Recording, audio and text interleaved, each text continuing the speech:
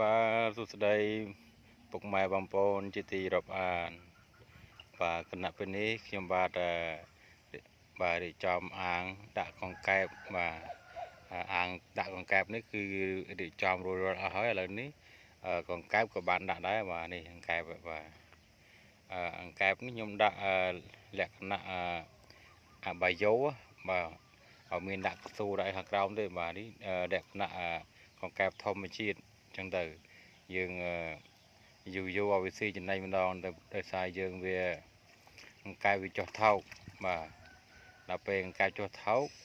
ហើយដល់ពេលអញ្ចឹងយើងអត់មានលុយទិញចំណីអញ្ចឹងណាហ្នឹងហើយដល់ពេលអញ្ចឹងយើងសុខចិត្តយើងរៀបចំអាងបាយយោអញ្ចឹងទៅណាហ្នឹងរៀបចំបាយយោអញ្ចឹងទៅបាទនេះសត្វកង្កែបបាទសត្វកង្កែបបាទយើងកង្កែបយើងដល់ពេលយើងយូរយើងដាក់ឲ្យវាស៊ីម្ដងទៅចំណីហ្នឹងហើយព្រោះវាស៊ីបាទកផ្លោកអញ្ចឹងទៅណាដាក់កផ្លោកអញ្ចឹងទៅបាទហ្នឹងហើយបាទនេះអាងបាទរៀងធំដែរបាទផែ2ម៉ែត្រកន្លះបដោយចំ20ម៉ែត្របាទហ្នឹងហើយកែបវាច្រើននេះច្រើន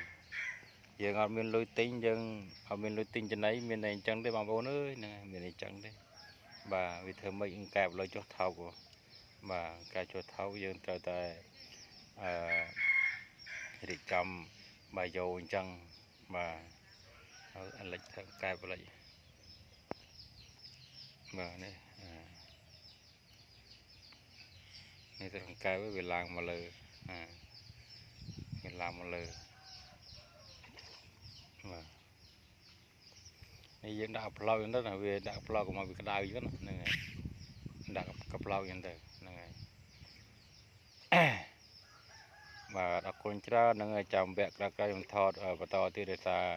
អានេះខ្ញុំបង្កើតពឹកខ្លួនឯងទៅណាហ្នឹងហើយចាំមិនមកខ្ញុំបង្កើតបន្តទៀតខ្ញុំ